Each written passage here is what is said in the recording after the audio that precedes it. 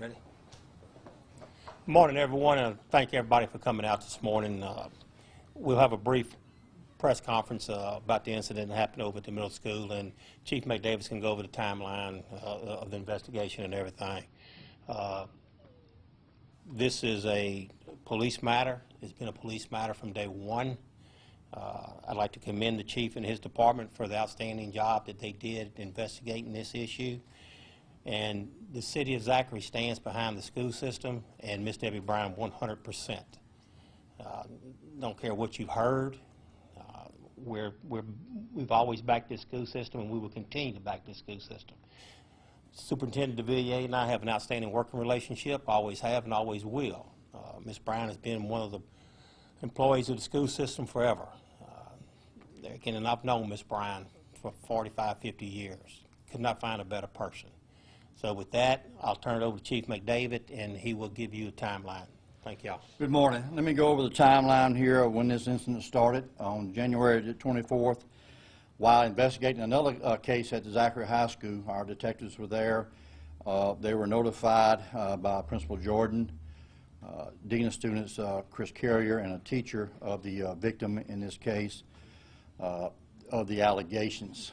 At that time, Superintendent DeVilliers was notified.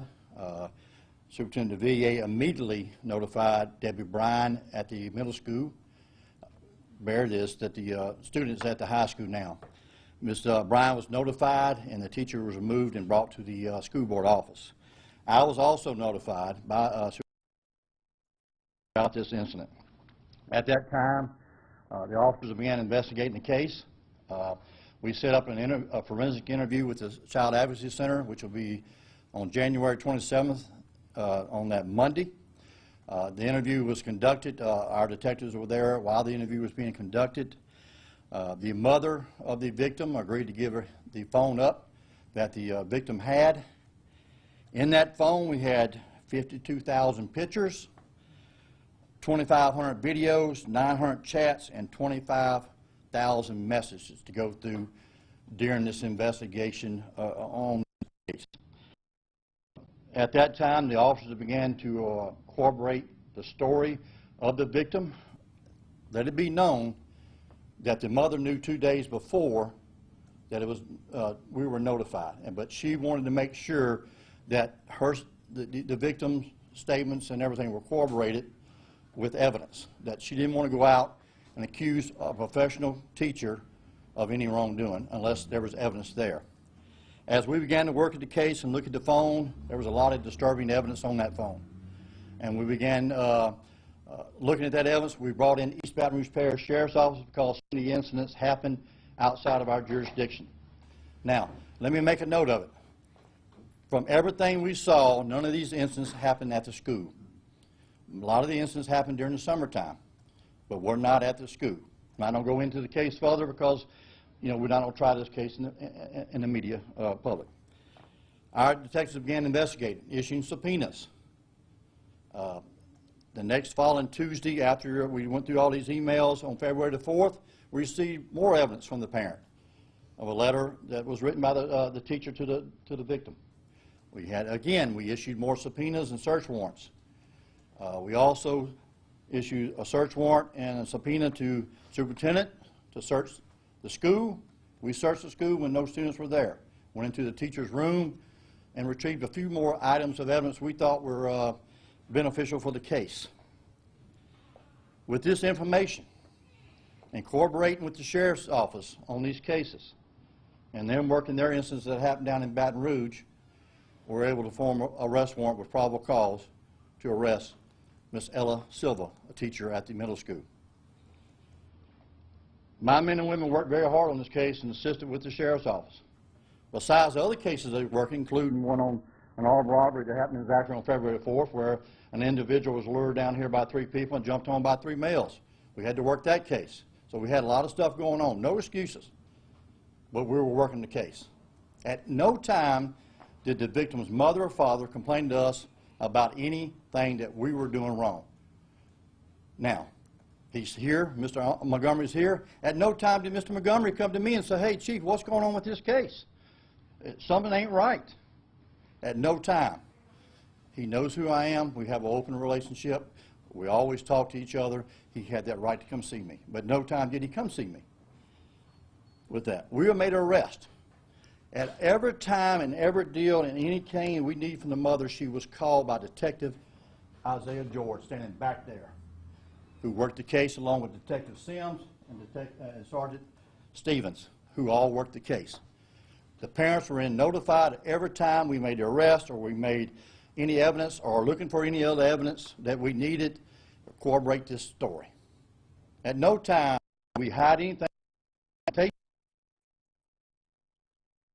Here in the media and social media. So, arrest was made. These men and women did their job, and like I say, today I stand with David Brown, who's one of the best principals we had since 2003 here at the middle school. The middle school is in great shape with a lot of great teachers over there at this school. The people and citizens of Zachary came together, thousands of everybody in this community, not just white, it was black, white, and whoever represented this city went to D.C. and wanted to form this school district. So 14, 15 years running now, we're the #1 school district. That says a lot here. People from all over the United States, I travel, and we talk about our school district here. This is a great place to live. And these men and women behind me and the council and everybody else here work to make this a great place to live and to own a business. Now,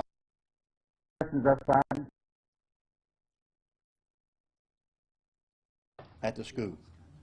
It happened mostly during the summertime, and it might have been a few after a couple of schools, but I'm not going to give out dates and times because, you know, the beneficial of, you know, the investigation, excuse me.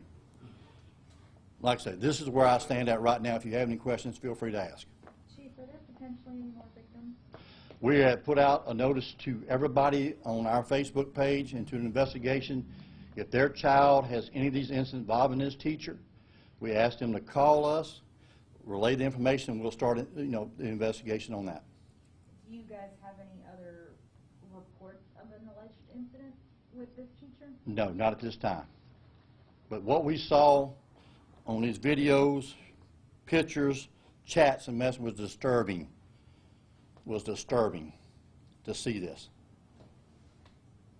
But like I said, the only reason David and Brian knew about it because the school superintendent called her and had the student removed. That's the only thing she knew about it. And brought to the school board and put on leave while we were doing our investigation. So how many warrants would you say you guys had between a school, search warrants, whatnot? Because 2 search warrants in a row. RSO had 2 search warrants also. for the superintendent, where do things stand with this teacher? Well, first of all, I just want to say that I commend the Sheriff's Department, the Zachary Police Department, and also my staff that worked through this case and his work. As Chief said, the teacher is on leave, and we're moving through this investigation on our end, following the letter of the law. Of what we have to do as a school system, and so that's where we are at this point. Can you explain that a little further? There are a lot of people who are calling for her termination. Sure. Or I'm assuming there are specific. Yes, of course, you know, whether a teacher's a tenured teacher or not. There's different rules for different teachers in this matter, but we have a process, and they have a certain number of days once they receive a letter From us and those type of things. But again, we have to do our investigation.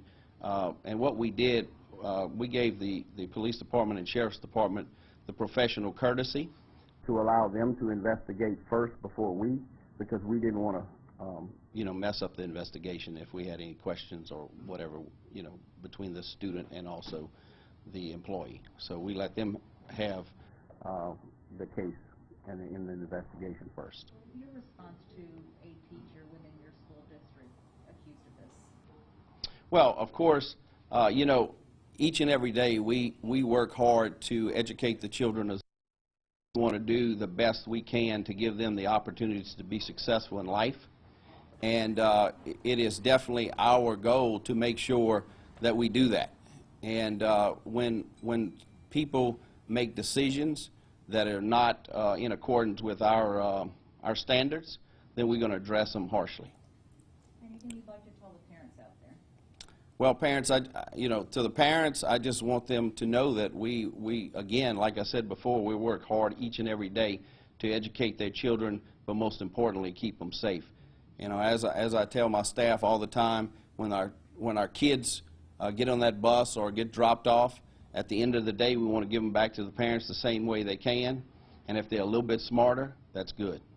With this happening with the school and talking about the students and everything, has there been any counseling available for any of the students, or any assembly or anything talking to these students about what they can do or how to help them process all this? Yes, the counselors are working with kids individually, and also we have a few social workers that work for us, but we have many counselors, and they're taking it as needed basis.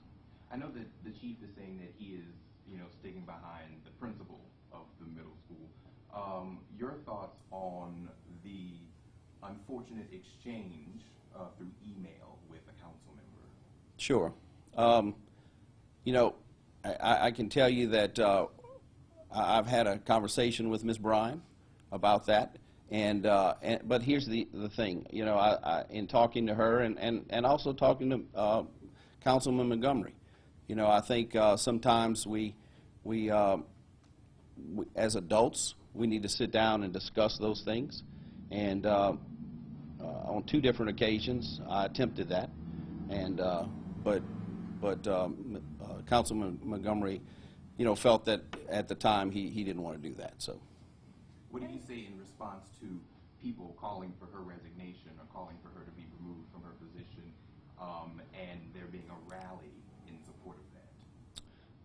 Well, let me just say this. I'm gonna stand behind my employees 100% until I have a reason, or there's a reason that we need to do something different, and I hadn't seen that. So at this point, I'm in support of my employees at this point 100%. How long was it before you guys notified parents of the investigation? The parent? Oh. The parents, like parents of the students at the school. Well, I remember exactly. We did put something out in the media, to you guys, but we sent something home on Friday once we had the allegations, or actually once the teacher was arrested. You have anything else? Once again, from a city standpoint, the only person authorized to speak from the city administration is myself. So the city stance on this, mine personally, is we're going to support Debbie Bryan 100%, like we've always supported the school system here. I've supported the school system since I graduated high school in 1977. The school system's always been great here. We will not let anything divide this city.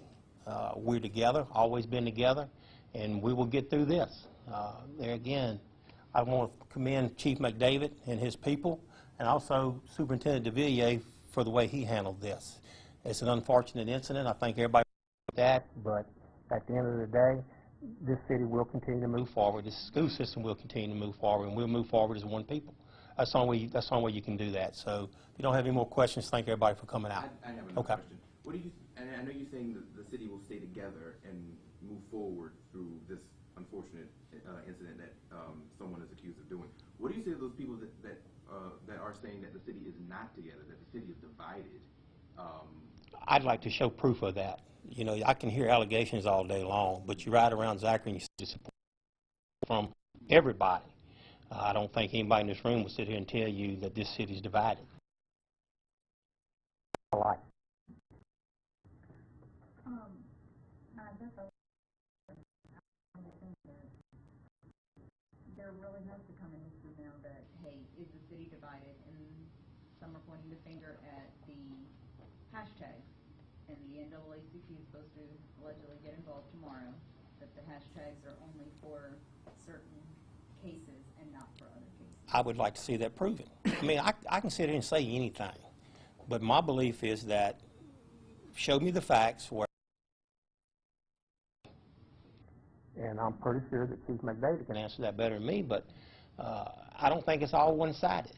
And people that want to make that one-sided are wrong. This community's never been like that, ever. And like I say, I'm 60 years old, and I've spent 60 years of my life here. My daddy's 89, and he spent 89 years of his life here. This community comes together better than any community anywhere around.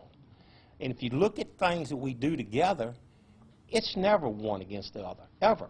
Every community event we have is attended by everybody in this community. Everybody's welcome. You know, I go places and give talks all the time, and I tell people all the time, a city divided cannot flourish. Look around Zachary. Tell me it's not flourishing. I dare anybody in this room to say this city is not flourishing, because it is. And the only way it can flourish is if everybody pulls on the same way. You can't have trains going in opposite directions. And this city's never, ever done that, to my knowledge. And like I said, I'm 60. So sure, we've had bad times, but you know, name some place that hasn't. So what I'm saying to the people of Zachary is we're going to stand behind this school system. We're going to stand behind Debbie Bryan. And there again, we're not going to let a few people tear this community apart. It's too important to the health of this community to all be one people. And I say that everywhere I go, every speech I give. This is about one community, one. And I can't say that enough, and I think Chief believes the same thing. So. You want to address the hashtag incident? Councilman Montgomery had brought the issue up to me, and like I told him, to come out of office and we'll talk about it. He hasn't come out of office, but we have addressed that issue. And we're going to scale back and look at it. It hasn't been one-sided, because I know I looked at every issue, I look at every email, I look at every Facebook post we put on there. It's not been one-sided. Okay, and it's not directed at one nationality, race, or anything like that. It's directed to the criminal. That we will not stand here in Zachary, that you come in here and burglarize our city, our cars, and steal, and go to our Walmart, and we spend half our time over there robbing our city here. We got things to do here. Now, we have addressed it, and we made some changes there, and we're going to be okay, and we're going to go forward. And that's, you know, like I said, my door's always been open. This whole thing can be sound by people just talking, but we didn't. And that's why I'm here today, to address that situation and tell you what we did as a police department and what we're going to do in the future as a police department. Chief, what are the changes you made when it comes to the hashtag? Well, we don't cut back. I think some people get upset and hurt that we put their family members on there, and it might be degrading. So we took and we met today, and we've been meeting all week about it. And we're not going to do that. We don't put your picture on it. You get arrested, Zachary, your pictures don't be on Facebook, you know, and the charges you're being charged with. So we cut back. We understand Councilman Montgomery's concerns about that, and we sat down and addressed it. And that's what we've done. You know, we're always open, and we're always rooms for improvement for this police department, and that's what we're about. And that's what we're going to continue doing. I've been here 50 years of my life. You know, my son's here. He's grew up here all their life. We've been in the school system here. My father was the recreation director here. He's been here all his life. You know, I've always been open to him. When his family home burnt, thousands of dollars of my family's clothes were given to his family to help the family out. So there's no inequalities in this department or with me. I'm there to help everybody in this community. Thank you. Quick question. Why do you believe we had to have this news conference? Because I wanted to set the record straight of what really happened. There was nobody hiding nothing because of pigmentation. Conduct my business that way. If you look around me, I'm in a diverse group of men and women here at this police department. My assistant chief is black. A captain is black. Look at the detectives. We're a diverse department here. And we have been together all our lives here, especially me and him, almost 30 years together. And that. We don't conduct our business that way, and we will never conduct our business that way. And he can tell you that. I don't do that. And when people need me, when he has his Easter egg hunt at the Rawls Road Park, I donate, I give my time to these people. I play softball with them. So there's no inequalities with David McDavid. and I've been here all my life. I grew up with everybody in this city. I've been to every school, and my kids been through all these schools here. My grandkids are at these schools. I wouldn't take it from anywhere in the world but being Zachary P. We are Zachary. Thank y'all. What, Go ahead. Sorry. what's next for y'all in this investigation? We're going to continue looking at our evidence, turn it over to the DA's office, and they'll go from there. We're finishing our reports up, getting all our information in, and a search warrant returned into the DA's office, and it's going to be up to the DA's office to prosecute the case from here. I have a question. Yes, sir. So it's been suggested there may be more to come. Councilman had said last week that, that there may actually be more about the school's response to this. I guess it's more a question for the superintendent. Oh, I'm sorry. Do you think that, you're doing your own internal investigation, do you feel comfortable with how the school responded to this, if there wasn't a chance this could have been brought out earlier? Well, we didn't know anything about this until the 24th when that student, reached out to that teacher, and at this point, that's the only thing we know. Was there something as far as like when the student reached out to the teacher?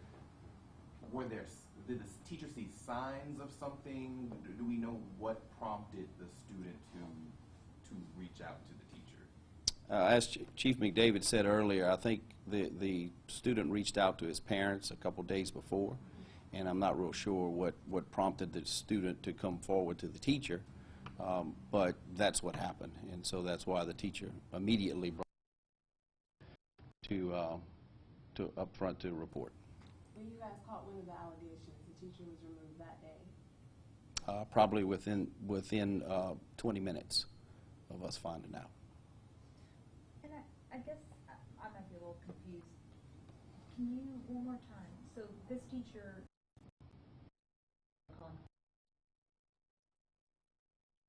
is she tenured and there's a certain process that has to be followed? Or? Well, I'm not going to talk about the personnel matters in this, but or just in general, for a teacher who's been there 10 years, how's the process work? yeah, they have a little bit more of a process, of course, and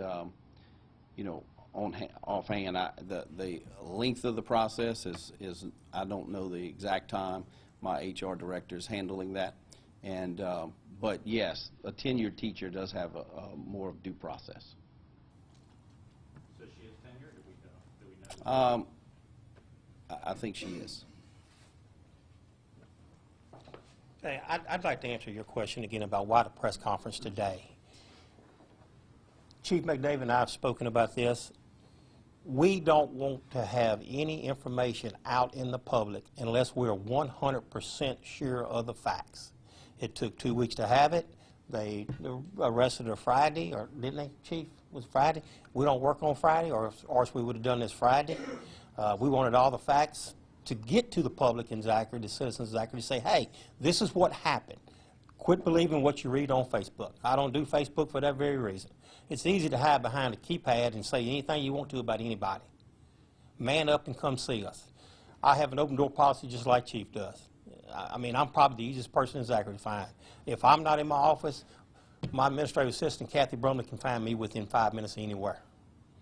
So to not come by and speak to us, to me, is just you wanting to do something else. But that's why we waited until the day to have the press conference. We wanted everything, all the facts to be in evidence, and we wanted to sit down with Superintendent DeVilliers this morning and talk to him. So that's why. Have any of you guys had a meeting with him? No. Have you guys reached out to him? No. He knows where my office is. Have you reached out to them? So at the end of the day, I'm going to be absolutely honest and ask the elephant in the room. Is this personal? Because to me, it looks like we've got one person here, one person here. Nothing personal.